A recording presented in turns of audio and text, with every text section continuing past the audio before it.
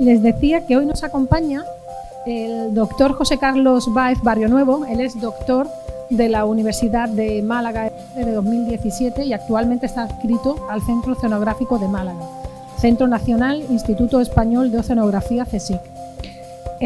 Ahora leeré su currículum, bueno, una breve reseña, porque es una persona con muchísimo bagaje y les decía antes que es un tema de actualidad, es un tema poco tratado o no está tratado correctamente, y yo creo que él va a arrojar mucha luz sobre una cuestión tan controvertida como el que hoy se nos plantea.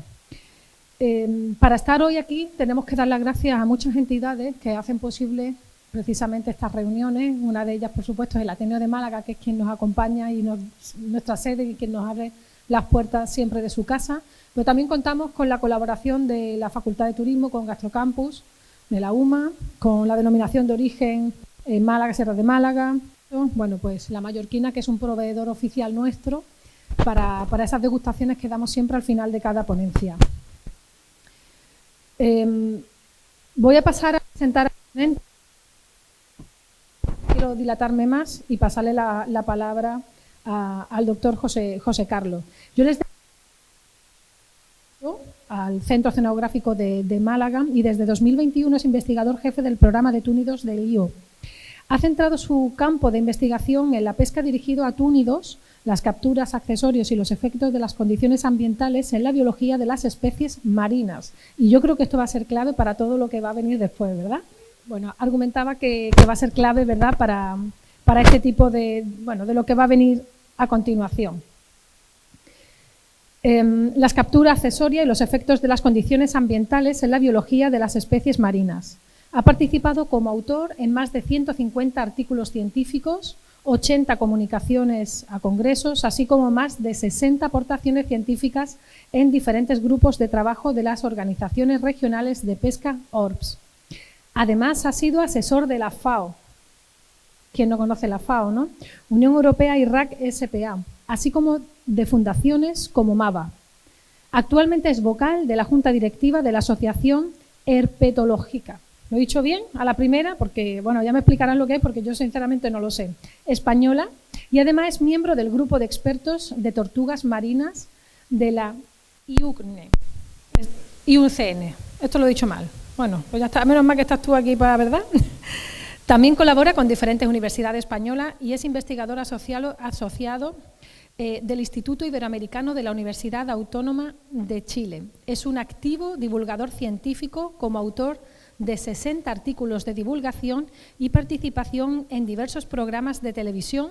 Además, también participó como asesor durante el rodaje del documental Shark de la BBC. Bueno, creo que está sobrecualificado para estar hoy aquí y de verdad que es un placer tenerlo. Así es que, sin más, por favor, den un fuerte aplauso a José Carlos. Cambio climático y alimentación. Estuve tentado a cambiarlo y decir por calentamiento global, que define mejor lo que está sucediendo. Se imagina la sequía que afectan, evidentemente pueden afectar a la ganadería, a la agricultura, como las inundaciones que pueden echar a perder los cultivos, ¿no? Pero también a la pesca, ¿no? Porque las condiciones meteorológicas tienen un efecto evidente tanto en el esfuerzo pesquero como en la capturabilidad. Es decir, si hay un muy mala mar, la flota no puede salir a faenar. Pero si las condiciones son también adversas, el pescado no aflora en superficie, sino que está a unas profundidades donde está inaccesible para las artes de pesca. Por tanto, efectivamente, las condiciones meteorológicas tienen un efecto directo en la alimentación en un primer momento. Pero eso no es el efecto del cambio climático. Realmente, cuando hablamos de cambio climático, nos estamos refiriendo a los cambios en una serie de parámetros promedio en un largo plazo de tiempo, no a las condiciones ambientales que se dan en un momento determinado. Por ejemplo, hoy, que es 13 de marzo, quizás hayamos pasado, yo creo que en torno a unos, no sé, mejor me equivoco, sobre unos 22, 23 grados al mediodía, porque hacía solecito, y a lo mejor esta noche ha podido caer sobre 5 grados. Es decir, la oscilación media de hoy ha sido más de 20 grados. Sin embargo, el cambio climático te están diciendo que ha subido la temperatura por encima de la era preindustrial 1,5 grados. Y no queremos que sobrepase 2 grados. Y bueno, qué barbaridad, 2 grados. Si yo en mi día a día soy capaz de percibir 20 grados de oscilación. Sí, pero si por ejemplo cogemos una hora, las 12 de la mañana, del día 13 de marzo de este año, vamos a compararlo con el del año pasado. Probablemente el año pasado estuviera nublado, llovería, bajarían las temperaturas, no lo sé, 8 grados. Sí, pero vamos a coger el otro año. 26. Vamos a coger otro año. Así hasta 30. Si le hacemos el promedio, la oscilación va a ser muy, muy, muy baja. Quizá décima de grado. A eso se refiere, que realmente el promedio en esas oscilaciones es muy elevado, por encima de 1,5 grados, que es donde estamos actualmente. A eso se refiere el calentamiento global. Que las temperaturas han subido en promedio ese 1,5 grados, y es una barbaridad. Y es verdad, evidentemente, ojalá nunca llegamos a los 2 grados, porque no sabemos lo que va a suceder. Eso nos quiere decir que en un momento determinado las condiciones meteorológicas, pues estemos en un contexto de sequía y de cambio climático y sin embargo puede venir una Filomena. O estamos en un contexto de incremento de las temperaturas y a lo mejor puede ser que Madrid se congele, pero lo mismo en pleno mes de verano, Moscú puede alcanzar los 40 grados o se derrita más Alaska, que ha sucedido. Y eso es cambio climático, eso es calentamiento global, ¿no? Esas oscilaciones bruscas y fuertes que tienden hacia los extremos. Pero realmente el clima es una cuestión más compleja. Realmente lo que determinan las estaciones del año, la primavera, el verano y tal, son unas condiciones astronómica y es la posición de la Tierra con respecto al Sol, ¿no? Todo eso lo sabemos. Pero además, dentro de esa posición de la Tierra con respecto al Sol y esa incidencia que tiene el Sol sobre la Tierra, existe una serie de componentes del clima, no solo la atmósfera, y la hidrosfera, que es muy importante, sino también la litosfera, la biosfera y la criosfera. La litosfera, tú dirás, bueno, la litosfera, las piedras, ¿eso tiene un efecto en el clima? Sí, actualmente es lo que determina el clima en Marte. Sin embargo, claro, en la Tierra es mucho más dinámico y la litosfera tiene un efecto más a largo plazo. En el clima que nosotros percibimos, como mamíferos desde la última glaciación, que llevamos aquí ni un segundo en la Tierra, pues no nos afecta prácticamente. Nosotros estamos más imbuidos en el efecto que tiene el clima atmosférico y en la hidrosfera. Realmente el clima actual del planeta Tierra debería ser mucho más frío, tiende a ser mucho más frío, tiende más a parecerse a Marte más que a Venus. Sin embargo, por la actividad biológica y por esa biosfera tendemos a calentarnos. Es decir, que no solo es un calentamiento global que se está produciendo por efecto del hombre, sino por la vida en general. Y empezó desde el mismo momento que comenzó la vida. La atmósfera, como yo he comentado, tiene un gran papel, un papel fundamental digamos, en el clima que nosotros percibimos en nuestro entorno, ¿no? De hecho, existen unos patrones de movimientos circulatorios bien reconocidos que a veces se pueden intercambiar. Existen patrones, como ya veremos, que pueden alterar estos flujos, pero estos son flujos constantes que se producen latitudinalmente por la incidencia de los rayos del Sol sobre la superficie de la Tierra, ¿no?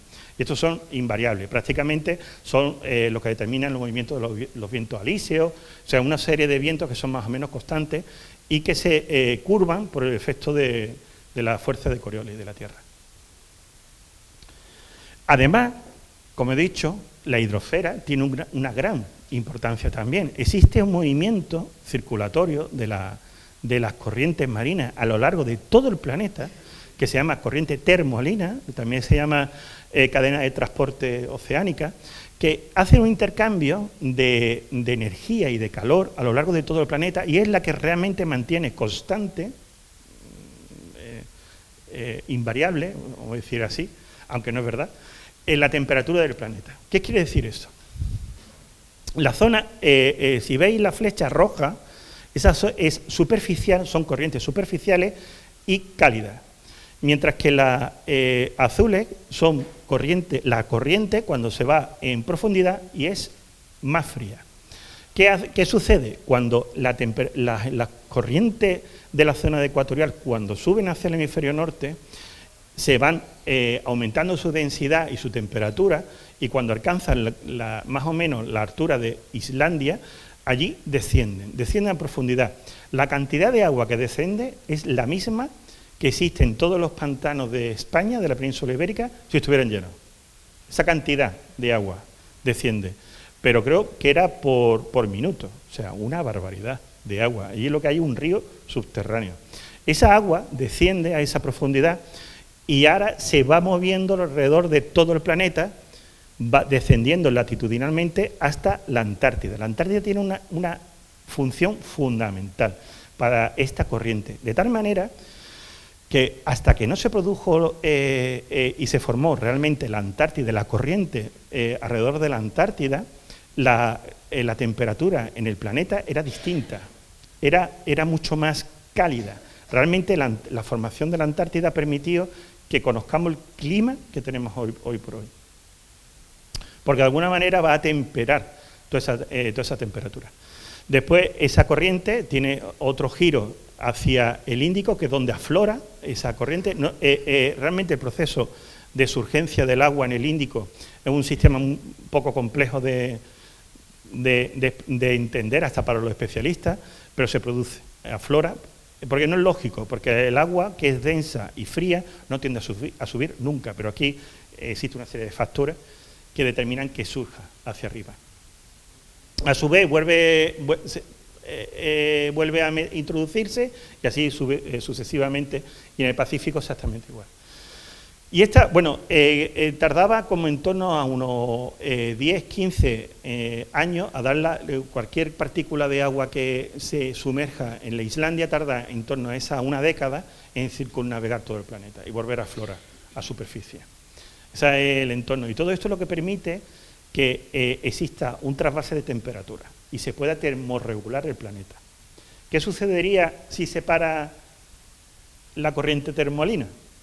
Que tendríamos una glaciación en el hemisferio norte y un calentamiento extremo en el hemisferio sur. Y de hecho, según los últimos estudios, es bastante probable que se produzca por el calentamiento global. ¿Por qué? Porque si se derrite todo el agua que existe en el Ártico, va a variar la densidad del agua del mar y por tanto no tendría fuerza suficiente para descender, porque sería menos densa. Y entonces se pararía y se podría colapsar. Ese es uno de los grandes espadas de Damocles que existen en los modelos. No sabemos hacia dónde vamos. Si vamos hacia un calentamiento aún mayor o hacia una glaciación, que es bastante probable. De hecho, la última glaciación del Gould se cree que se produjo por eso, por un parón del cinturón. Y es probable que se dé. Pero, sin embargo, a más corto plazo, existen otros patrones que determinan el clima, que son los que conocemos como paquetes de clima. Un paquete de clima, esos índices climáticos o esas oscilaciones climáticas, como por ejemplo ENSO, todo el mundo conoce el niño y la niña, pero realmente el efecto del niño y la niña y las condiciones normales es todo lo que se conoce como ENSO, ¿no? El niño, la oscilación del sur, el niño. Pues los paquetes de clima son unas condiciones promedio que se dan en una región determinada que tienen efecto a nivel planetario. Bueno, lo de ENSO, el circulito en japonés, es que ENSO significa círculo en japonés, ¿no? Entonces por eso supongo lo de el dibujito del círculo. ¿Y cómo funciona? Como un balancín. De hecho, en inglés, seashore, balancín, es como se conoce este tipo de paquetes de clima. Quiere decir que cuando hay unas condiciones donde el niño está de rojo, el otro está en otras condiciones totalmente adversas, distintas. No están en las mismas condiciones. Sin embargo, cuando el otro desciende, el niño está arriba. De rojo está arriba. Esas condiciones de balanceo Por eso se llaman oscilaciones, seashore, es lo que explica el efecto de estos índices como el ENSO. ¿Qué quiere decir? Que cuando hay un niño en la zona del Perú con condiciones muy secas, muy extremas, donde se produce una sequía, en la zona de Indonesia hay unos monzones predominantes. Sin embargo, cuando hay un efecto contrario, que hay una niña en la zona de Perú, en las zonas son más frías, en Perú hay inundaciones en el desierto de Atacama y sin embargo hay sequía y el monzón es muy endeble. Esas son las condiciones de balancín. Esto es lo mismo que he explicado anteriormente, pero con dibujitos, ¿no? Aquí entran en condición las células convectivas de Walker, que es la que produce el movimiento de los vientos. Y esto es lo que yo decía, que son patrones muy constantes y el viento siempre se mueve en dirección este-oeste. Hay determinadas circunstancias que pueden producir que el viento se produzca al revés, ¿no? Circunstancias contrarias. Existen muchos artículos científicos que demuestran que estos patrones tienen efectos en multitud de condicionamientos y condiciones medioambientales, como la temperatura, las precipitaciones, etcétera. De tal manera que los índices como North Atlantic Oscillation, Arctic Oscillation o ENSO pueden, con un único valor, definir unas condiciones y unos patrones climáticos determinados mejor que simples variables físicas. Porque están sucediendo muchas cosas a la vez. La temperatura solo está, explica una cosa que sucede en el medio ambiente. La precipitación está relacionada con la temperatura, pero explica otras cosas parciales. Sin embargo, la NAO, el niño o la niña, explican con un único valor del índice muchas cosas y todo a la vez. Estos, además, como yo siempre suelo decir, la atmósfera en realidad no hay distintas atmósferas, no es que la del Pacífico sea una atmósfera distinta a la que tenemos aquí, la atmósfera solo hay una. Y todo eso está interconectado a nivel del atmosférico, a distintos niveles, y por tanto los efectos en el Pacífico tienen repercusiones planetarias a largo plazo, que son efectos decadales, como la Pacific Decadal Oscillation, que tiene efectos también tanto en el Atlántico como en el Índico. Bueno, ya en nuestra área está la Arctic Oscillation, que depende del vórtice polar. Bueno, todo el mundo ha quitado el tapón de una bañera y ha visto un vórtice que se forma, todo fluido, cuando hay un movimiento que oscila alrededor, pues tiende a formar ese vórtice. Pues en el Ártico también se produce ese vórtice, que puede ser más resistente en función de las condiciones de frialdad y de presiones que se produzcan en esa zona, o más endeble, que es un negativo, las condiciones son de ese vórtice más negativos. Eso sí que tiene repercusiones, sobre todo en invierno, en toda la climatología y las condiciones ambientales del hemisferio norte. De hecho, los dos, el Arctic Oscillation se resume como AO, más extremos de la serie son el 2010 y el 2021. ¿Y qué sucedió en el 2010 y en el 2021? ¿Y que nos afecta una cosa que parece que está en el Ártico? ¿Qué más me da? Bueno, pues en el 2010 se dieron las inundaciones que se llevó la carretera de Alorín de la Torre. Málaga prácticamente salió en la tele todos los días. Y en el 2021 fue la Filomena. Es decir, sí que tiene mucho que ver y nos afecta mucho la AO. De hecho, lo que se explica es porque cuando las condiciones son positivas, las ondas Roosevelt, que son lo que retiene de alguna manera esas masas de aire frío en el hemisferio norte, son más positivas, por lo que retiene el frío hacia más latitudes altas. Sin embargo, cuando las condiciones son más negativas, ese vórtice más endeble, es como un trompo que oscila al dar vueltas, por lo que puede hacer como grandes meandros atmosféricos y llevar el frío hacia latitudes más bajas. Bueno, ¿y todo esto cómo se relaciona con el cambio climático? ¿Qué está sucediendo? Bueno, pues como todo el mundo sabe, el cambio climático realmente se produce por el incremento de los gases de efecto invernadero, pero gases de efecto invernadero no solo el CO2, que es como pone aquí, también los metanos, los clatratos, como le comentaba Laura esta mañana, tienen también muchos efectos a largo plazo y más fuertes que el CO2.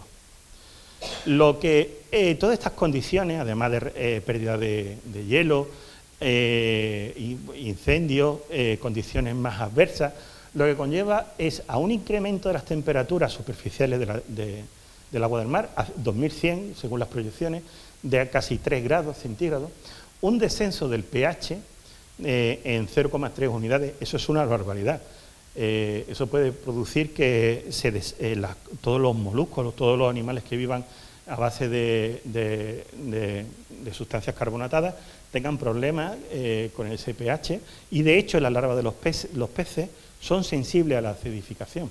Después existen una pérdida de concentración de oxígeno en la zona de mezcla por debajo de 30 micromoles por kilogramo de agua, y eso es lo que se produce, bueno, que son muy sensibles también a la concentración de oxígeno, y es lo que se llama la zona desértica dentro del agua de mar. Es decir, se pueden producir zonas muy pobres en oxígeno donde los peces no puedan respirar y se tengan que ir. Y una disminución de la salinidad del océano, por eso que comentaba del aporte de agua dulce. Y esto a su vez es un gran problema porque va a evitar no solo que probablemente, no hay una probabilidad, y hablo sí de probabilidad porque han hecho distintos modelos y hay modelos que predicen que se puede dar, es probable, sino que además lo que va a evitar es que se produzca la zona de mezcla con los nutrientes necesarios para la producción primaria. Es decir, un gran problema. Pero si esto le sumamos, pues eso es al 2100, pero si esto le sumamos que actualmente somos 8 millones de personas en el planeta, de habitantes, y hacia el 2050 se prevén que haya 9.800 millones, es decir, 1.800 millones más de personas, tenemos que buscar alimentos no solo para suplir el hambre que existe hoy por hoy en el planeta, que existe, porque hay hambre, pero por otros motivos, sino que tenemos esa obligación moral de proveer alimentos para 1.800 millones de habitantes más, en estas condiciones actuales de cambio climático. O sea, estamos cambio climático y esas condiciones. Actualmente, la cantidad de proteína animal, que es básica para el desarrollo del cerebro humano, es decir, los niños y todos los recién nacidos tienen que tener acceso a la proteína animal, que usamos solo el 17% de esa proteína animal procede de los mares actualmente, ¿vale? Pero tenemos que incrementarlo, esa producción de proteína animal. Por tanto, crisis alimentaria, cambio climático, tenemos un problema. Según los últimos estudios de Coelho en el 2020, publicado en el Nature, esa producción de proteína que nos haría falta para el 2050 tiene que ser los mares, el océano. Actualmente, como decía, solo el 17% de la proteína animal procede de los mares, y de todo lo que se captura, un 18% de la proteína animal de los océanos no se usa actualmente para alimentación. Se usa con otros fines, o bien para harina de pescado, que es para acuicultura, o con otros fines de cosméticos, y no para la alimentación. De hecho, se cree que manteniendo las producciones y las pescas soluciones podemos incrementar entre un 36 y un 75% esta proteína animal que necesitamos, y podríamos solucionar para el 2050 este problema de alimentación. ¿Y por qué tiramos el 18% de... ¿Por qué no lo usamos? Ese 18%. Aquí, esto es un cuadro que vi en el Museo del Louvre. Yo estaba en el Louvre un verano y lo vi, no lo conocía. Se llama Pescaderos en su puesto, de Franz Schneiders, del siglo XVII. Este cuadro, cuando lo vi, me inspiró el artículo que hay a la derecha, que lo publiqué en una revista de amplio tirada nacional, que se llama El reto del descarte cero. ¿Por qué? Pues si veis en el cuadro, muchos de esos peces que existen hoy por hoy, muchos de esos animales, como consumidores, no lo compraríamos en una pescadería. Y de hecho no están. ¿Por qué? Porque se descartan. No es que no se pesquen, se tiran, porque no son comerciales. Es decir, no tienen valor comercial. ¿Qué pasa? En el siglo XVII se comía todo. Todo lo que yo llegaba a bordo, yo lo vendía y lo comía. Pero hoy por hoy nadie se le ocurre comerse una tortuga en Europa o una foca. En aquella época, bueno, una foca está prohibido, pero en aquella época es que se lo comían todo, porque lo que había. Había que buscar aquella proteína animal donde fuera. Pero, por ejemplo, eso sé si tiene aquí un... ¿Esto tiene enlace? ¿Un puntero? No. Bueno, aquí hay aquí con mi sombra hay una aguja. Esto es un pez aguja. Eso existe hoy por hoy. Y recientemente he visto bancos de pez aguja buceando y hay grandes cantidades de peces aguja. Bueno, pues sí. Este, ¿no? Ah, pues mira, este es el pez aguja que decía, ¿no? De esto sí que hay muchísimos y ahí no hay ningún problema. Y sin embargo, pues no se ve en pescadería, y aquí sí está. O por ejemplo, bueno, esta es la lamprea, esta es la famosa lamprea. ¿Vale? Aquí hay un esturión, bueno, hay muchísimos peces. Pues, bueno, un pez globo, esto es como un pez globo parece. Le he dado de más. Es decir que, bueno, y esto es una nutria, un mostélido. Que realmente necesitamos, de alguna manera, volver a esa cultura de usarlo todo. Todo lo que llegue, tenemos esa responsabilidad. De hecho, la Unión Europea actualmente tiene una política de descarte cero. Es decir, no se tire nada al agua. De hecho, el incremento, y de aquí viene la seguridad alimenticia, por eso no cambié el título de la conferencia, el incremento de animales parásitos como el anisakis, se cree que es por el descarte. Al incrementar el número de cadáveres que se vierten al mar, realmente el fondo marino se convierte como una especie de cementerio de peces. Y ahí es un caldo de cultivo para todos estos parásitos que están ahí y entran rápidamente en el ciclo. ¿Cómo cortar eso? Dejando de descartar. ¿Y por qué se descarta? Pues muy fácil. Yo tengo el espacio a bordo es dinero. El espacio a bordo es dinero. Yo no tengo nada a bordo que no me sea imprescindible. Perdonad, creí que había quitado y a mí creí que me habían quitado el sonido y encima a mí nunca me llaman. Pues entonces dentro de esas políticas de la Unión Europea, para ser más permisivos, obligan a que esas especies poco valiosas, pocos comerciales, que el pescador decide que no tiene valor y desecha, llega al mar, siempre que esté muerto, pues si está vivo, pues claro, está vivo, puede seguir vivo en el mar. Siempre que esté muerto, retenerla a bordo. Sin embargo, si es una especie que está prohibida su pesca, como por ejemplo la foca, llega muerta, pues la retiene, lo notifica y yo te digo que está muerta y efectivamente se incinera porque no tiene valor comercial y es una especie prohibida.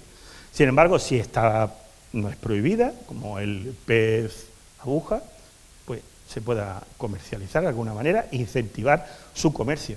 De hecho, el famoso surimi es precisamente un sucedáneo de restos de pescado que no se utilizan. Yo creo que es una buena idea reusar esa proteína animal y evitar tirarlo. Insisto, en el 2050 habrá 1.800 millones de personas más. Yo prefiero comer surimi de pescado a comer escarabajo. O sea, entonces, ¿es el mar el futuro? ¿La acuicultura? La acuicultura se tendrá que extender y tendremos que convivir más con más acuicultura. Hay que promocionar la acuicultura, pero no es la panacea. La acuicultura también tiene problemas y se reflejan en esta foto. En esta foto se ven esos problemas que tiene la acuicultura, y es concentrar una gran cantidad de peces en una bahía, en una zona poco somera. Al final, todo lo que es el ecosistema y el entorno te lo cargas. Es como poner una granja de cerdo en mitad de un parque natural. Pero es así, es evidente, es lo que hay. Hay que ser imaginativo, si no viene el escarabajo y los gusanos. O sea, efectivamente, el clima tiene un efecto sobre las pescas, como ya comenté, pero es mucho más evidente en los pequeños pelágicos, ¿no?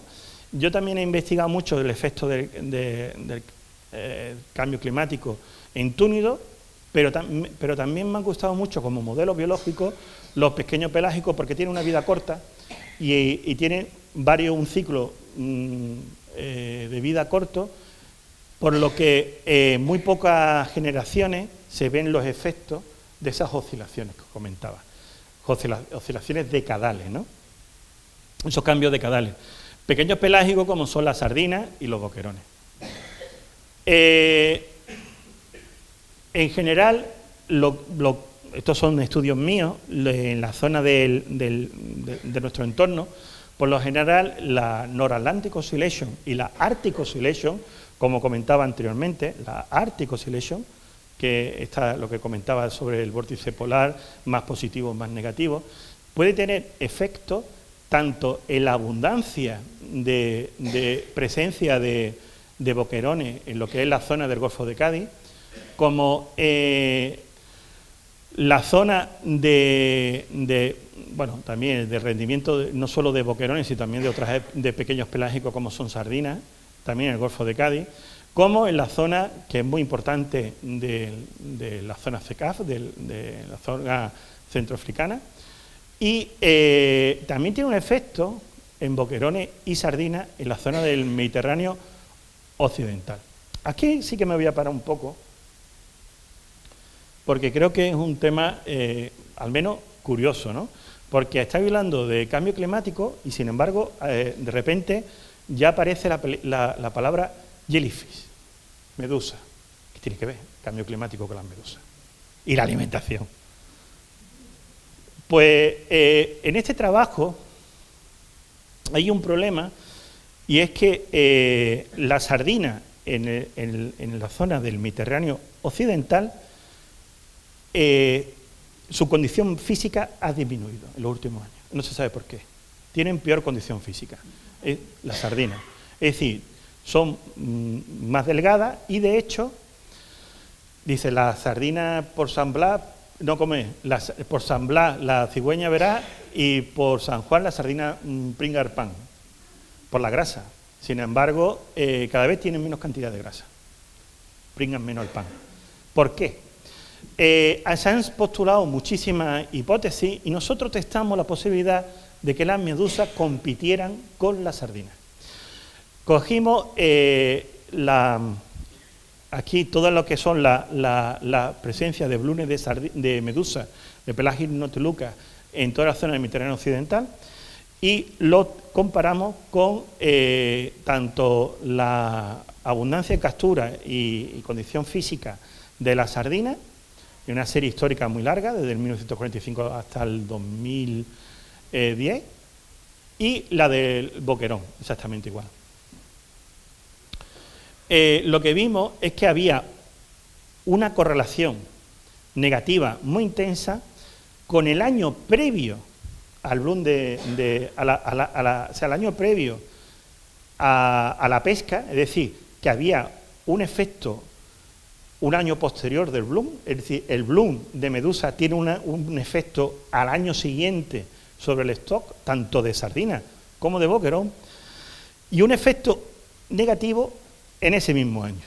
Además del efecto que tenía positivo las condiciones de NAO y de AMO sobre las medusas. ¿Y esto cómo lo interpretamos? Pues nosotros lo que lo que interpretamos aquí, bueno, ¿y por qué hay tantos blunes de medusa en el Mediterráneo? ¿Qué es lo que sucede? Es complicado explicarlo, pero realmente lo que está sucediendo es que el ecosistema no lo hemos cargado, hemos alterado mucho el ecosistema del Mediterráneo. Entonces, en una zona semicerrada como es el Mediterráneo, que eso es un factor clave, donde las condiciones ambientales de temperatura son cada vez más favorables para la medusa. Zona semicerrada, temperatura más elevada y con sobrepesca. Es decir, quitamos todos los grandes peces. No hay peces que le den mucha tralla a las medusas. ¿Qué pasa? En esos ecosistemas explotan las medusas. Esto ya es una cosa que ya se sabe, que ha sucedido en muchos puntos en el mundo, pero un sitio clave donde ha sucedido esto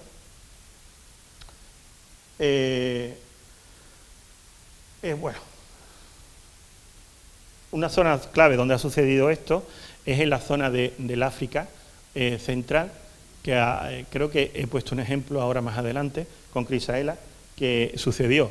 Es decir, había un ecosistema basado en peces, llegó toda la flota europea, hubo sobrepesca, se quitaron los grandes peces, empezaron a haber un ecosistema basado en cefalópodos y que eso no se comen las larvas de medusa, no se comen las éfiras. ¿Qué sucedió? Que proliferaron las medusas y al final el bloom de medusa sí que se come la larva de peces. De ahí ese equilibrio que cuando se rompe puede alterar todo el ecosistema. Hay muchos, como decía, muchos mega animales, como las tortugas, los peces espada, los atunes, que se comen las medusas, pero claro, cada vez y menos esos depredadores que son los que se mantienen en las medusas, pero también los pequeños pelágicos que se alimentan de los huevos de las medusas, de las éfiras. Esa es la clave. Este es el ejemplo que yo comentaba, que se da en África, de la Chrysaora plocamia, que ha alterado cuando se erradicó la sardina y el anchoa de la zona esta de África, como os comentaba, durante una gran sobrepesca de los últimos 40 años, se ve que los blunes de Chrysaora plocamia se han disparado. De tal manera que ahora es la Chrysaora la que mantiene a raya a la sardina y a la anchoa. Entonces nosotros, con nuestros resultados, bueno, que efectivamente estaba relacionado a la AO y todos los efectos que os comentaba que favorecía las temperaturas que podían favorecer a la medusa, pues de alguna manera nosotros concluimos exactamente eso, que hay una clara relación climática entre las oscilaciones climáticas y los blunes de medusa, que favorecen a las medusas. Hay una relación entre los blunes de medusa y en la zona de la AO, en el Mediterráneo oriental, es decir, los extremos de la AO que yo os comentaba, que cada vez son más extremos, 2010-2021, está relacionado. Y la medusa depreda sobre las larvas de sardina y de anchoa. Por eso el efecto con un año previo. A otra parte, en el año vigente, tiene una competencia con anchoa y sardina por los mismos recursos. ¿Por qué? Porque tanto la sardina como la anchoa se alimentan de fitoplancton, de ese zooplancton que hay en el ambiente, que es lo que también come las medusas, aparte de los huevos de sardina y de anchoa. Por eso están más delgadas las sardinas, porque no tienen recursos por culpa de las medusas. Bueno, eso es una hipótesis que nosotros lo lanzamos, estamos ahora testándola y estamos en ello. Sin embargo, las oscilaciones climáticas y el calentamiento global también tiene efectos en otros alimentos. Aquí, por ejemplo, nosotros investigamos el efecto sobre la calidad del cava.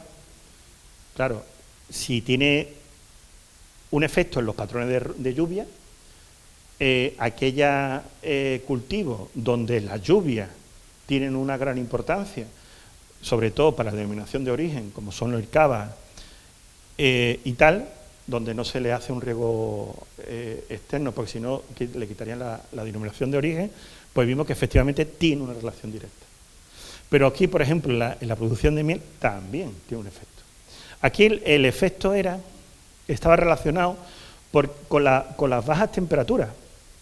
Es decir, cuando se producían unas AO muy intensas que produjera unas temperaturas, unas heladas muy intensas en la zona, sobre todo en los meses de invierno, que de alguna manera perjudicara la floración en primavera, porque mataba más la semilla o lo que sea, eso tenía un efecto inmediato en la producción de miel, lo que nosotros vimos.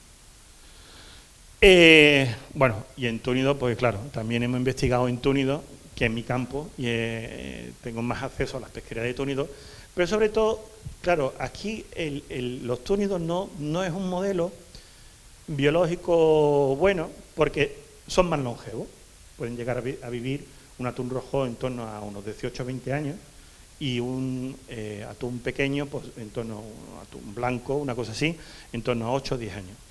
Claro, ya no son los efectos decadales, tenemos que buscar otros efectos más a largo plazo y no tenemos tantos datos. Por eso nos centramos en las condiciones biológicas, porque sí que tiene un efecto en la índice de condición, de año a año. Es decir, la cantidad de grasa y la cantidad de producción de ocitos que tienen y la capacidad reproductora del animal, sí que de alguna manera está relacionado con condiciones climáticas, con la AO y con la NAO. Y una cuestión que nos sorprendió y fue que con este trabajo de mi doctorando Pedro, que era sobre las condiciones de NAO, condiciones físicas del Aussie-Rockey en la zona del Western Mediterranean Sea, pues con ese trabajo nos llamaron desde Estados Unidos y nos dijeron, es que eso patrón que usted observa, lo hemos observado en la zona de cinturón de maíz de Estados Unidos. Tenemos el mismo patrón. Es decir, es un patrón climático también. Le pasa a los peces y le pasa al maíz. Y están correlacionados. Y lo hemos correlacionado. Estamos ahora en proceso de estudiarlo y de intentar publicarlo juntamente. Pero claro, estamos hablando que en la producción alimentaria a nivel global hay patrones globales.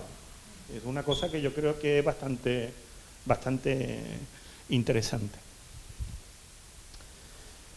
Y aquí también está en juego, como comentaba, vuelvo a insistir, el Arctic Oscillation y su efecto, claro, es más evidente en la zona de Estados Unidos, pues, de hecho este mapa es de la NOAA, en la zona del cinturón, pues claro, tiene más evidente que puede tener un efecto en las heladas, porque cae y tiene la zona del cinturón de maíz. ¿Cómo voy de tiempo?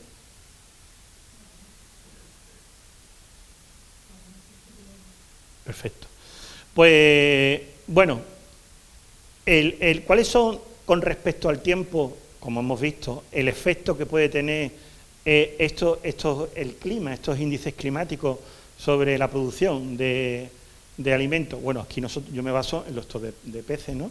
Según los modelos que yo he estudiado. Bueno, pues puede tener, como yo decía, un efecto directo sobre lo que es la biología de las especies, que a su vez puede ser ese efecto directo en el reclutamiento, como hemos visto, de la sardina o de la anchoa hacia el otro año, porque las medusas pueden depredar sobre las larvas y puede perjudicar el reclutamiento, sobre la migración, porque los peces se mueven, claro, si las condiciones no son buenas, me voy a otro sitio. O un efecto indirecto, que puede ser sobre el bienestar del animal, es decir, esa condición física que me va a repercutir en la puesta, que puede ser mejor o peor mi puesta por esas condiciones que yo tengo, o en el crecimiento. Y esto sí que lo van a entender ustedes. Todos hemos escuchado lo de la generación del yogur. Yo soy muy grande porque yo soy de la generación del yogur. Y mi padre es más chiquito porque es de la generación de la guerra, ¿no? Que siempre se ha dicho eso, ¿no? No, porque es de la guerra y pues eso era más... Tiene hay un componente genético, pero que también es verdad que hay un componente ambiental. Según pilla, según crece. Pero los peces les pasa igual. Según lo que el alimento, la disponibilidad de alimentos que tienen en ese momento, pueden crecer más o pueden crecer menos. Y esto a lo mejor en humanos, el crecer más o menos, no tiene un beneficio a lo mejor a priori, pero en peces sí. El pez grande se come al chico. Sí que tiene un efecto inmediato. Y en la mortalidad natural también tiene un efecto indirecto porque en función de la condición física, de la alimentación del individuo puede morirse o no, o puede sobrevivir, ¿no? Y todo esto con respecto al tiempo. Va sucediendo el tiempo y una vez y otra vez y otra vez. Y es un efecto acumulativo con el tiempo. Y también un efecto directo sobre la pesca. En este caso, la extracción, ¿no? Porque, claro, si las condiciones son muy buenas en un sitio, la abundancia local será muy alta. Y también, si las condiciones son muy buenas, el arte, o sea, los peces estarán más cerca de la superficie y estarán más accesibles al arte de pesca. Entonces, este esquema, pues, es básico para entender que es un efecto múltiple, que no solo es el cambio climático afecta con una única condición, sino que es un efecto múltiple, además acumulativo con el tiempo, a lo largo de todo el ciclo biológico del animal, y además con cada generación. ¿Vale? Y ahora entramos en otro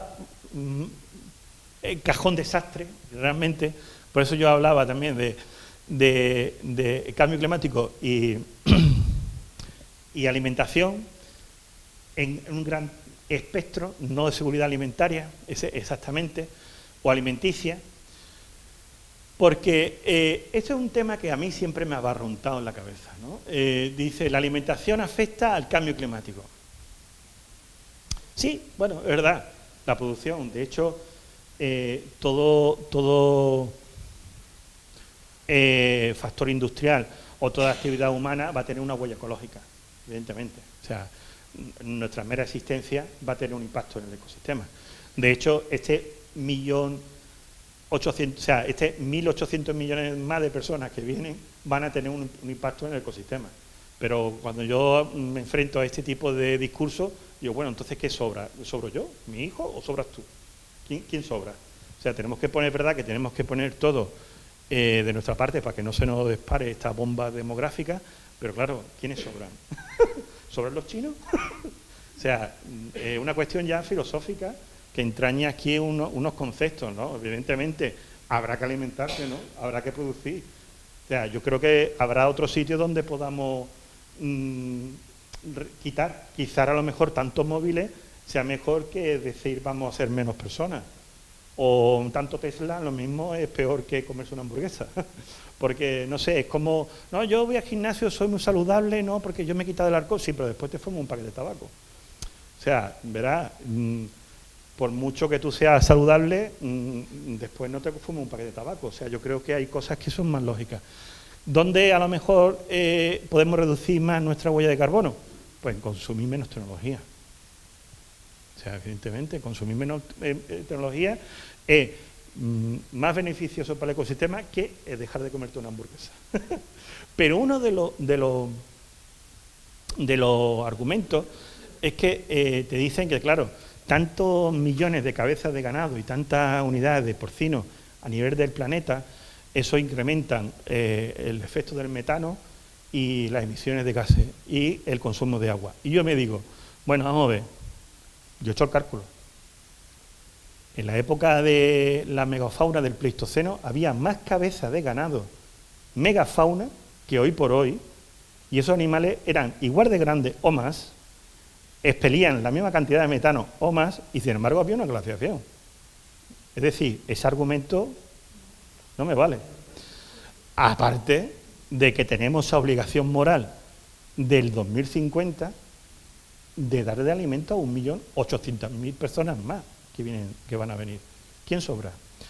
O sea, porque es que ya, y hagamos lo que hagamos, aunque mantengamos la tasa de reposición cero, es decir, que yo con mi pareja tenga 2 niños, entonces cuando nos muramos, ellos 2 nos van a reponer a nosotros, sí, pero aunque mantengamos esa tasa de reposición cero, habrá un solapamiento.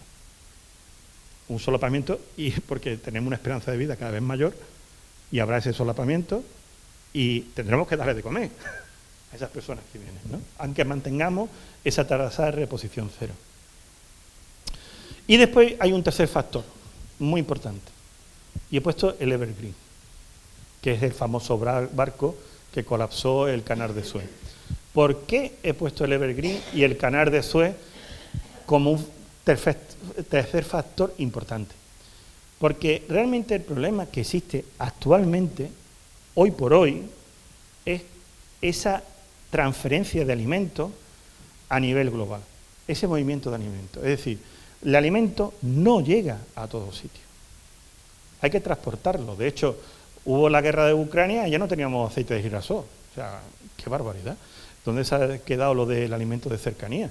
Las naranjas ya no vienen de Valencia, ya vienen en avión desde no sé dónde, Sudáfrica.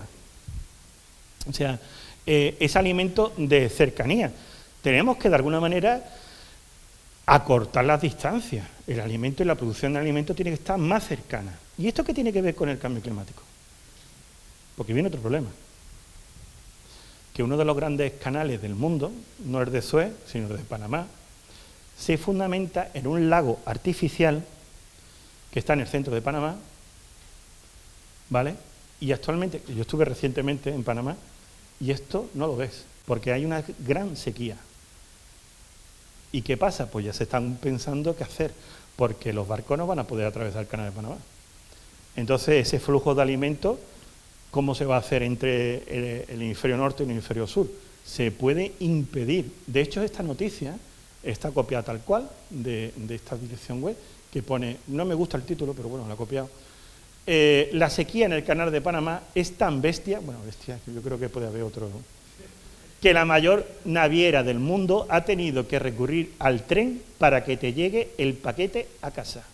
Yo lo he visto, los trenes de Amazon. Son enormes, americanos, pero enormes. Los americanos están allí. Realmente Panamá es un barrio cutre de Estados Unidos. Pues efectivamente, han hecho un tren, se están gastando la pasta, un tren de gran dimensiones para conectar directamente la grúa, para cuando llegue, poder transportar de un océano a otro por el tren. ¿Por qué? Porque el lago se está secando, no llueve. Y estamos en la zona de un bosque de lluvia tropical, en la zona tropical, y que no llueva allí es para hacernoslo pensar. ¿Y qué más está sucediendo? Bueno, pues en nuestro ámbito, en la zona nuestra del mar de Alborán y del Mediterráneo occidental, se está tropicalizando el Mediterráneo. ¿Qué implica esto? Pues todo había ido a la playa y había encontrado con una alga, arribazones de algas, que de repente digo, ¿y esto? ¿Y estas algas? Son unas algas invasoras, que es la Rubulosteria okamurae, una alga invasora que está en todo el estrecho, la zona de Málaga, en Fuengirola. Sí, y es una alga invasora. ¿Y por qué ha llegado ahora? Porque ha subido la temperatura y ahora está en el óptimo para ella. ¿Y cuál es el problema? ¿Y qué tiene que ver este alga con la alimentación? Bueno, aparte de que es una alga que va a cambiar todo, o sea, si yo tenía antes un bosque de pino y me ponen un bosque de eucalipto, evidentemente un impacto en el ecosistema hay, que es lo que se está sucediendo. Además, cambiar la tridimensionalidad del ecosistema, porque antes eran eran praderitas de Cimodocea y de Posidonia, y ahora no, ahora lo que hay es Rubulosteria a cascoporro y efectivamente tiene un efecto en todo el ecosistema. Pero además, el alga, como se suelta y hay tanta densidad, colapsa los artes de pesca. Esto es un trasmayo de un señor. Esto es una ruina para el pobre hombre. porque ahora esa red vale 3.000 euros. Probablemente tenga 2 redes, tenga 2, pero si solo tiene una, la necesita para pescar. Pero de todas maneras, aunque tenga 2 redes, tiene que echar horas extras para limpiar eso. Y eso no es fácil de limpiar. Y eso es lo que está sucediendo en Tarifa. De hecho, conozco pescadores que no salen a pescar. Y además no pescan. ¿Por qué? Porque se colmata la red y los peces no caen. Y es un problema.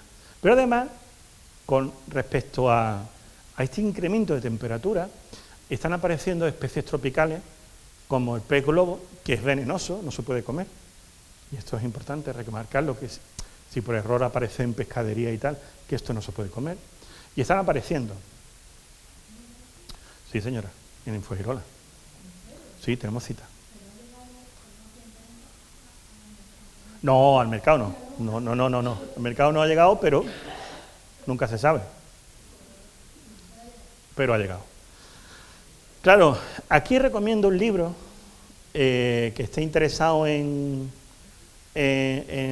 todo esto sobre especies invasoras, movimientos, que se lea este libro sobre de dónde son los camellos, que habla un poco sobre esta problemática de las especies invasoras y cómo poder acometerlas y todos los cambios que repercuten, y además detrás siempre está la huella del hombre, que hay que remarcarlo.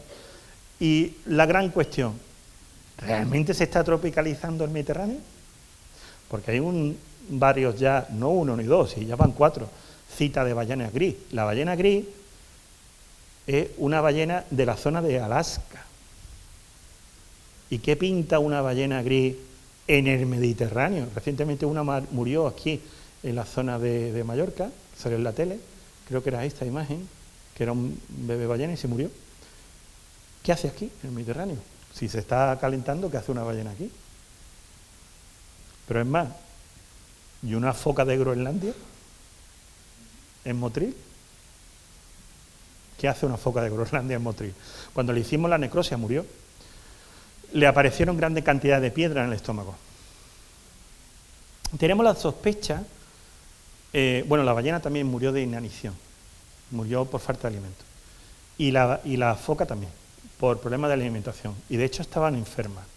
Tenemos la sospecha que son animales que dejan sus zonas, sus áreas del norte de Europa, porque ya no tienen la alimentación suficiente, no tienen los recursos alimentarios suficientes y dejan su zona para buscar otra. Y el Mediterráneo en realidad es una trampa, porque como hay una corriente de entrada muy fuerte de agua atlántica hacia el interior, superficial, si te das cuenta, todo lo que es el Golfo de Cádiz con respecto al norte de África hace como una especie de embudo. Si además le mete una corriente fuerte hacia el estrecho, todo lo que esté cerca del Golfo de Cádiz hace ¡bum! Y se cuela. Claro, y es lo que sospechamos que puede explicar de alguna manera la presencia de estos animales, que evidentemente son de zonas frías, que no tienen nada que ver aquí. Entonces ya no estamos hablando solo de una tropicalización porque te aparezca un animal tropical, sino que realmente habría que hablar más bien de un cambio en la configuración del ecosistema y que sí que tiene que ver con el cambio climático. Por eso decía que iba a cambiar el tema del título pero lo he dejado. Sí que tiene que ver con el cambio climático, pero yo lo enlazaba más con un cambio global. Estamos viviendo un cambio global en el ecosistema marino y terrestre, que en realidad está más focalizado a esa actividad humana en el ecosistema y a esa ruptura en el componente ecológico, ¿no? Y por eso vemos estos desajustes, ¿no? Porque vamos a hablar de desajustes, ¿no? Y el final, muchas gracias. Yo con un cangrejo rey. Esa es mi cuenta de Twitter, para que me quiera seguir.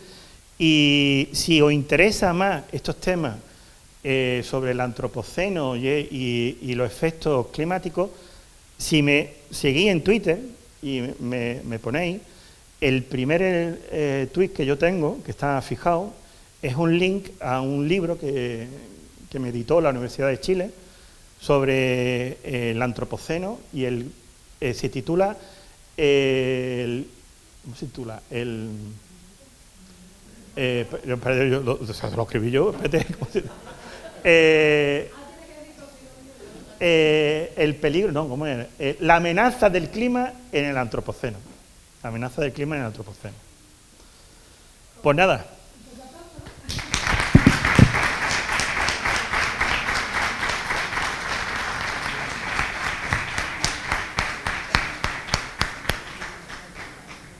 Bueno, sí. Interesantísima. Yo he estado atenta, tomando nota, la verdad es que me ha gustado muchísimo. Bueno, veo que la sala está muy llena. Yo es que cuando me he sentado había gente que se ha incorporado después, con lo cual bienvenidos a todos. Y ahora es el momento de hacer las preguntas que consideren. Ya veo por ahí una mano levantada, así que voy a hacer de azafata y voy a ir al final de la sala. Buenas tardes, me ha encantado su conferencia. Yo le quería preguntar, en lo referente a la pesca que hacen los barcos, ¿se está aplicando el descarte? ¿Descartar? Es decir, no descartar. Sí. Gracias. Y es verdad que van poco a poco. De hecho, han pedido determinadas flotas moratorias para poder aplicarlas. De hecho, no estamos preparados para... Los puertos de Andalucía y los puertos en general no están preparados para de mañana decir, venga, vamos a traerlo todo, porque todo son muchas toneladas y todo implica, claro, si realmente con un sentido, no con vamos a traerlo para poder incinerarlo aquí en tierra, que eso no tendría sentido, sino traerlo para sacarle un beneficio. No hay.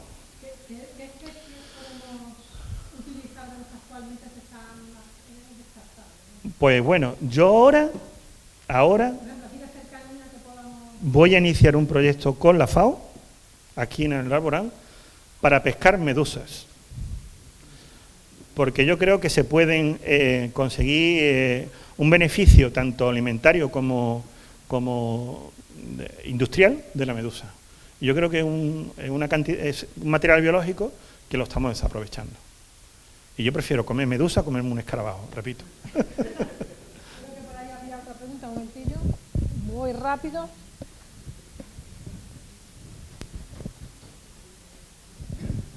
Buenas tardes. Ha sido realmente fascinante su conferencia. Y yo quería plantear dos cuestiones muy concretas. Una, digamos, más genérica. Hay momentos a lo largo de la conferencia que casi tiene uno el corazón constreñido. Y si hay futuro, pues se queda uno, ya he atendido a los millones de habitantes que tenemos hacia el año 2050 y los recursos cómo podrían también crecer.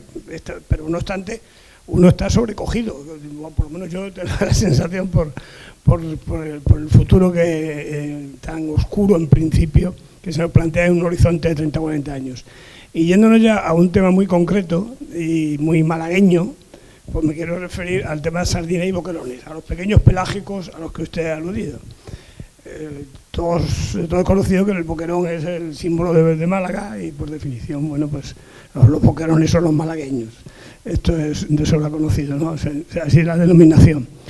Y de otra parte, la sardina, que es la materia prima imprescindible para los espetos.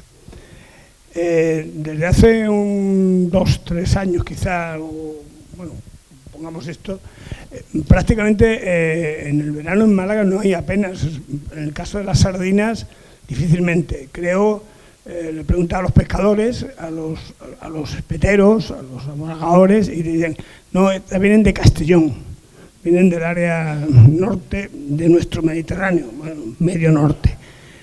¿Qué ocurre? ¿Por qué se ha producido esa ausencia? Vamos, prácticamente es cierto que ya de tradición era que el Mediterráneo, nuestra área, es somos muy activos los malagueños y particularmente pues, con la alusión de turistas y tal, la demanda crece mucho. Pero el problema es que el año pasado ha sido prácticamente imposible comerse una sardina de Málaga. Cuando digo de Málaga quiero decir del Mediterráneo nuestro. Entonces, esta ahí es donde iba mi pregunta. Que está estudiado el fenómeno de por qué han disminuido tan drásticamente y tenemos que acudir a otros caladeros del norte del Mediterráneo peninsular para poder abastecernos de sardinas, bueno, y también del Atlántico, pero en definitiva lo que es nuestra área, de la Costa del Sol o de acá, escasísimo el número de sardinas. Esta era mi intervención.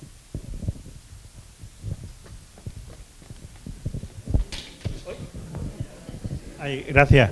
Pues atendiendo a su segunda pregunta, al tema de la sardina, es un tema que nos tiene a nosotros de cabeza, porque es verdad que ha sucedido ese declive de la sardina.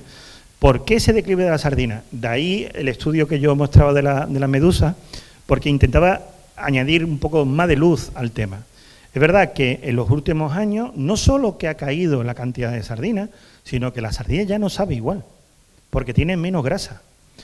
Y es por lo que comentaba. Entonces, se han aludido a distintas hipótesis. Hay una hipótesis de la contaminación, de un efecto del diclofenaco, es decir, el diclofenaco es una sustancia de la industrial, pero va en picogramos, pero esos picogramos en el medio ambiente pueden ser dañinos y puede ser que sea un efecto de contaminación. Por los plásticos también se había aludido que la sardina comía plástico, entonces como que se hinchaba el estómago, ya dejaba de comer fitoplancton y no se alimentaba bien. Por la medusa, que es una hipótesis que yo también planteo, o que los modelos de evaluación pesquera no se han hecho bien, que eso también puede ser. Es decir, que estemos aplicando modelos de evaluación pesquera que no sean los mejores para recoger esa dinámica de poblaciones de lo que es el estoque de la sardina. Yo siempre aludo que, por eso también en mi diapositiva lo he intentado mostrar, que nunca hay las explicaciones no son 2 más 2, 4. Yo creo que siempre la verdad siempre es mucho más compleja. Siempre es mucho más compleja, siempre tiene muchos más vértices, la respuesta con muchos vértices, muchos prismas y muchas caras y muchas vertientes. Y yo creo que es un acúmulo de cosas.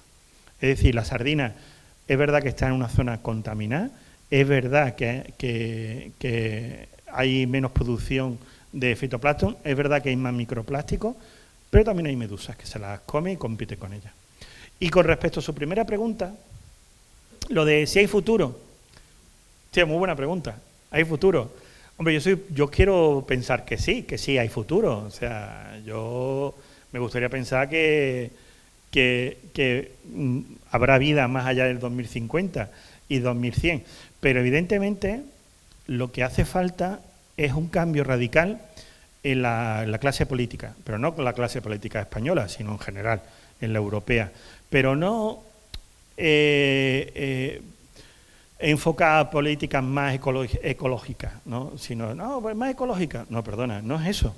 Son políticas a largo plazo. Lo que no podemos pasar es de ser megaverde, no, eólica, Alemania, no, y de repente viene una guerra en Ucrania y ya empieza a quemar carbón. O sea, ¿qué ha pasado?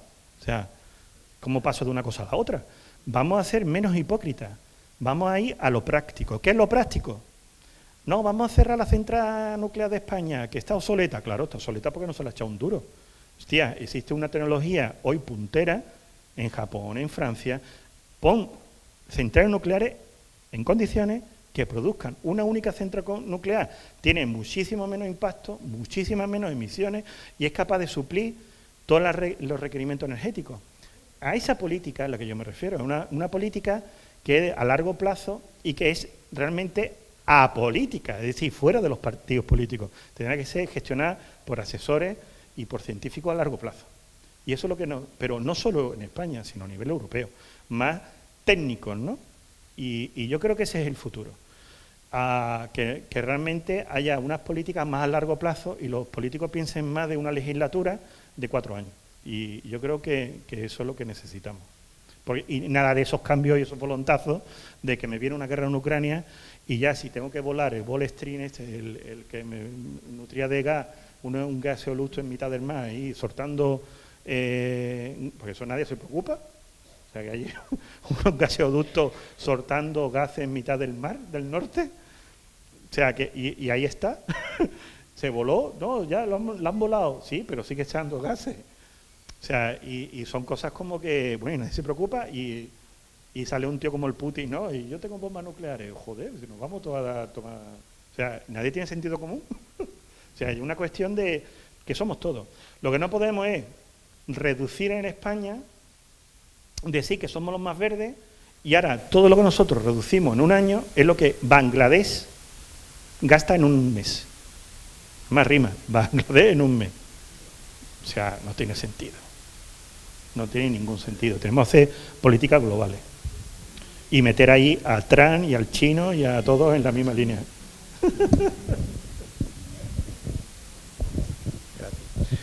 Bueno, evidentemente hace falta equilibrio.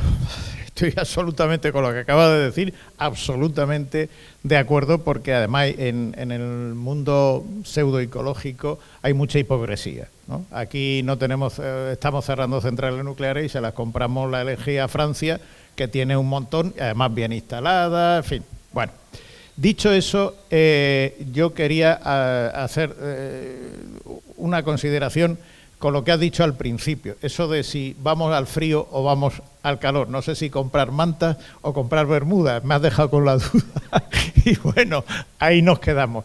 Pero hay dos cosas que a mí me gustaría plantearte, son diferentes. Por un lado, el tema de las algas invasoras. Yo he estado viviendo en una zona de la costa y es absolutamente horripilante. Es decir, el hedor de una playa llena de ese tipo de algas, que cada vez se ven más, o sea, la playa queda inútil, más que los temporales, más que todo, la playa cuando llega eso. No sé si eso se ha buscado alguna solución, si la tiene. Y luego otra cuestión que por lo menos en la Carta Malacitana alguna vez nos hemos planteado, y es, tenemos que cambiar el modelo de consumo de pescado, sobre todo los pequeños pelágicos y todo eso, es decir, llegará un momento en que el plato de boquerón frito y tal lo tendremos que cambiar por comer menos boquerón acompañado de otra cosa, de otra historia. Es decir, ¿tendremos que cambiar ese modelo gastronómico?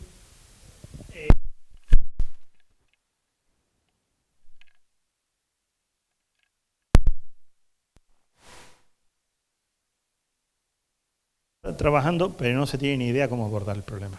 O sea, el problema de fondo es que ha entrado, se está en plena expansión y no se puede contener. O sea, es muy difícil de contener. Yo lo que abogaría era por explotarlo. O sea, vamos a explotarla, vamos a usarla. O sea, de hecho existe la política contraria en la Unión Europea. Cuando una especie invasora, lo que se potencia es no usarla. Porque para evitar que haya más proliferaciones y un uso comercial, pues claro, eso puede fomentar que se extienda más. Sí, es cierto, pero tenemos un problema y es que si eso cuesta mucho dinero público retirarlo, mejores empresas que ganen dinero con ello. Yo creo que más que ponerle coto al campo, lo que hay que tener es un mejor control y mejor monitorización. Pero en el momento que eso se puede explotar, y existen ya empresas que lo han solicitado, pues tía, pues ya hay gente que se dedicará 24 horas a extraer todo lo que pueda de ahí. Y ya te digo yo que cuando tú vayas a la playa, si eso vale dinero, no vas a estar ahí.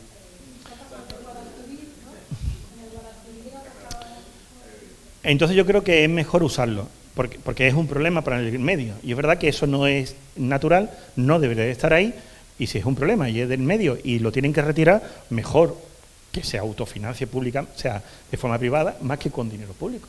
Que al final no va a ser igual, porque al final el funcionario irá un día y cuando llegue el fin de semana pues se la acumulará para el lunes. O sea, yo creo que con una financiación privada es mejor.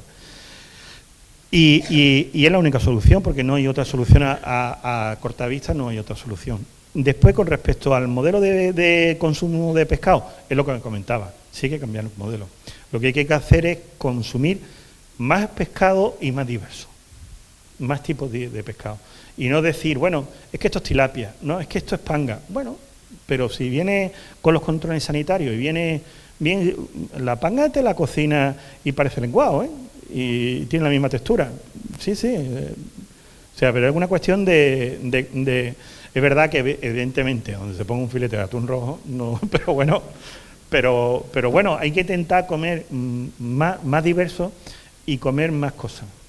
O si no, vendrá el escarabajo. Nos estamos quedando sin tiempo y hay por ahí una preguntita. Vamos a intentar ser breve porque ahora vamos a presentar lo que vamos a degustar a continuación, que tiene mucho que ver, no sé si por casualidad o no, pero con lo que acabamos de hablar. Buenas tardes, muchas gracias a usted por su conferencia, está muy interesante. Y parte de lo que iba a preguntarle ya lo ha dicho. Concretamente, tenía 3 preguntas. Una era sobre el descarte, otra era sobre el tema de las algas y las medusas también. Efectivamente, usted ha dicho que existe un procedimiento o que puede plantear que haya una serie de empresas que le hagan este proceso. Yo creo que a nivel europeo tendría que haber una subvención, al menos para solventarlo momentáneamente, cambiar el tipo de red o por otro sistema de tipo rastrillo o lo que sea de tipo metálico, que sea más fácil de poder limpiarlo y concretamente explotar esto como abono o otra posible solución. Cuestión es de estudiar el aprovechamiento de estas algas, igual que también se puede hacer con respecto a las medusas. Pero es cuestión de, en principio, si no, que sea a nivel europeo, crear una empresa que momentáneamente, aunque no sea rentable al principio, pues facilite el solventar el problema, que es un problema inmediato. Y eso requeriría un procedimiento también inmediato. Con respecto a los descartes, me llama la atención porque antes en la zona de Algeciras había muchas empresas que se dedicaban a la harina del pescado. El pescado interviene en abonos, interviene en alimentación de animales, etcétera, etcétera. Me extraña que eso no se haya proliferado. La verdad es que cuando se producen los secaderos de pescado, los alrededores no son muy aconsejables para vivir porque huele a rayos, pero bueno, era esas solamente las preguntas que le tenía que hacer. Bueno, vamos a responder esa última pregunta. Pues no, es verdad que Algeciras hará unos 30 años o incluso menos, pues era uno de los puertos pesqueros más importantes, sin duda, de Andalucía y uno de los de España. Pero era una flota de larga distancia que se fundamentaba sobre todo en los acuerdos con Marruecos y era una flota industrial que era cara de mantener. Entonces ese modelo de flota pues se ha perdido. Se ha perdido por los vaivenes con los acuerdos con Marruecos, ¿no? Eso de hoy sí, mañana no, yo de acuerdo contigo. Entonces, hoy por hoy, de hecho, la flota de Algeciras, esa lonja enorme llena de pescado, eso no se ve ya. Prácticamente lo que usan en la lonja son 1 o 2 áreas y el resto está cerrado, está clausurado. Y ahí pasillo, todo cerrado. Es una pena, ha decaído muchísimo la flota. Hoy por hoy, y claro, para ese tema de la harina de pescado y ese excedente, requería de una gran cantidad de flota que vaya acudiendo, y eso se ha perdido. También se ha perdido la flota esta también por los acuerdos con Marruecos, que iba a pescar la lacha allí a la zona de Mauritania y que desembarcaba en Canarias y también que hacían harina de pescado. Y eso también se ha perdido. Y es verdad que olía a rayos. Tú, antes de kilómetros de llegar al puerto, ya sabías dónde estaba. O sea, te pone una venda y tú llegas al puerto. Por un olor muy fuerte, era súper intenso. Pero eso también se ha perdido. Y es por eso, por esos vaivenes, por los acuerdos pesqueros internacionales. O sea, necesitamos de un acuerdo. La pregunta, el presidente. Bueno, yo creo que ha sido una conferencia muy interesante. Felicitar al doctor, a José Carlos. Y a mí el pozo que me queda de la conferencia es que estamos a las últimas de tener que realizar obligatoriamente un cambio en el sistema de alimentación. No hay comida para todos, está claro. Y a mí lo de que, bueno, pues del mar se pueda extraer peces que ahora no son comerciales y que lo vamos a tener que hacer porque no va a haber otro, pues me parece bien, pero lo que me preocupa es que no se produzcan tampoco esos peces porque el agua del mar no genere nutrientes para que puedan criarse y desarrollarse. Entonces, yo no sé si lo que has comentado, la idea que has comentado de que los políticos necesitan tener unas miras no a 4 años, sino a largo plazo, también me parece bastante difícil. Por lo tanto, ¿qué hacemos? ¿Cuál es la solución? Porque yo en un momento dado, si me tengo que comer alacranes o me tengo que comer cualquier bicho de esos, pues si no hay otra cosa, pues lo mismo tenemos que mirar para otro lado. Porque algo hay que comer, ¿no? Si no nos acabamos, ¿no? Y si detrás de nosotros vienen 1.800 millones más, el mundo tiene un problema grave. Claro, entonces, ¿qué vamos a hacer? Es un tema peliagudo. ¿Qué puedo hacer yo desde mi casa? Esa es una buena pregunta y no es la primera vez que me la hacen. Pero esto ya se sabe, ¿no? Y además se sabe y son las reglas de las 3 R's. Reducir. Hay que reducir el consumo y reducir el desperdicio. Es decir, no se puede tirar comida a la basura, hay que volver a educar, porque yo creo que también es un problema de educar. No a las niñas, como en mi época, yo soy de la época todavía, yo estoy justo de ahí, perdona, de educar a las niñas, niñas y niños, educarlos en la cocina. Porque hemos dejado de, con el tema de decir ya no soy machista, no, igualdad, el tema de la igualdad al final es que lo hemos igualado por debajo. Ya no es que los niños, las niñas son las que entran en la cocina, no, es que ya no entra nadie. Entonces yo creo que hay que volver a inculcar el tema de la cocina para evitar ese desperdicio.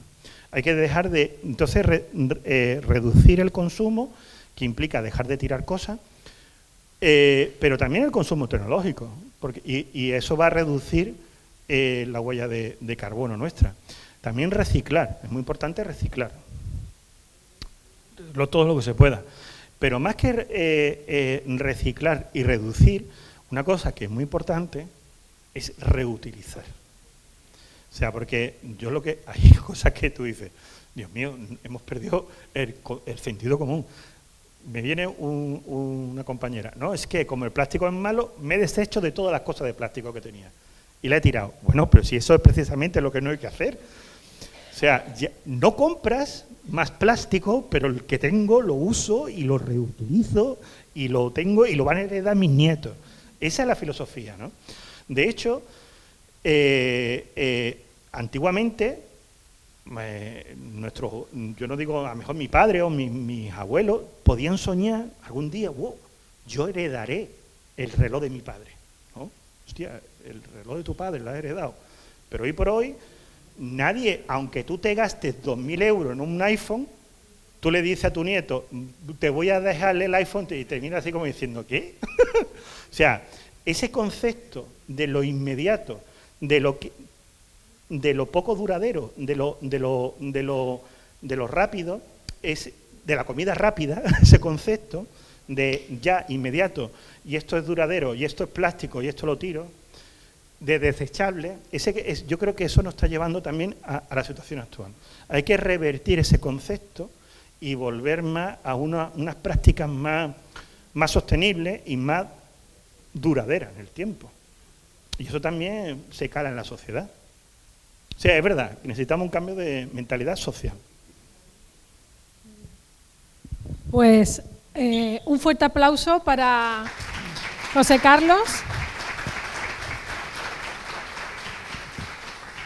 Yo le voy a pedir un momentito que se siente, ahora después, porque vamos a explicar brevemente, ahora después ya saben que tenemos normalmente una pequeña degustación, que en este caso, muy bien acertado por parte del presidente, va a ser mojama de atún con huevas de musgo sobre tosta y maridado con un vino, que bueno, tenemos aquí a José Antonio Palomo, que me gustaría que se fuera acercando, que es un vino Don Pepe, vino blanco, que nos va a explicar brevemente para poder luego pasar a degustarlo.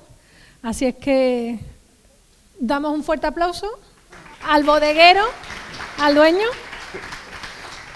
Bueno, buenas tardes. Yo creo que más o menos nos vamos conociendo ya. Soy José Antonio, de Bodega Cortijo La Fuente, Y hoy, pues, Antonio me tiene mucho cariño y me ha invitado otra vez para degustar nuestros vinos aquí con vosotros. Y yo creo que muy acertado el tema, porque el vino que vamos a degustar es un vino seco bajo velo de flor, que en Málaga solamente elaboramos, hasta ahora somos los que solamente elaboramos ese tipo de vino. Estamos en Mollina, que estamos a tiro de pie de Montilla y eso, y entonces los vinos finos solamente nosotros no le podemos llamar fino porque no estamos dentro de lo que es la denominación de origen Montilla, que lo pueden llamar fino, Montilla y Jerez. Y bueno, pues es un vino muy especial, y un vino yo creo que vendrá muy bien con este tipo con lo que son atún y almendras, que le pegan fantásticamente. Un vino criado bajo velo de flor, con una media de 4 años de envejecimiento, y muy singular, muy seco, pero a la vez suave, sedoso, y un deleite para el paladar ahora cuando lo probemos. Elaboramos tintos, elaboramos blancos, elaboramos dulces, y el singular en especial es uno de los que a nosotros nos distingue porque solamente lo elaboramos nosotros en Málaga. Y ya, como bien dice él, yo creo que una de las cosas que tenemos que seguir haciendo, y yo creo que la carta hace un trabajo pues espectacular, es que tenemos que consumir cercano, porque ahí reducimos, tenemos que consumir de lo nuestro, y yo creo que por ahí tiene que ir el tema. La globalización bien, pero podríamos reducir mucho si consumimos de lo nuestro. Podríamos, y luego después un vino que nosotros tenemos con 5 años de envejecimiento, ese vino tiene un tiempo en que se está conservando, se está elaborando, se está envejeciendo, y ya tiene una solera y está creando un tejido muy importante. Espero que os guste, y no voy a extenderme mucho porque estamos ya... Muchas gracias.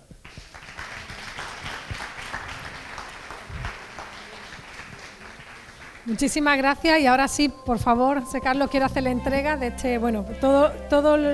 la primera vez, pues digo primera porque te voy a enganchar más veces, que lo sepas, que un ponente se estrena con nosotros. Tenemos ese detalle de entregarle esta escultura, que además está hecho por Pereiro, que es un socio nuestro de la Carta Malacitana, que es un autor que es maravilloso. Así es que muchísimas gracias. Bueno, la E, M, la C, por favor, dale un fuerte aplauso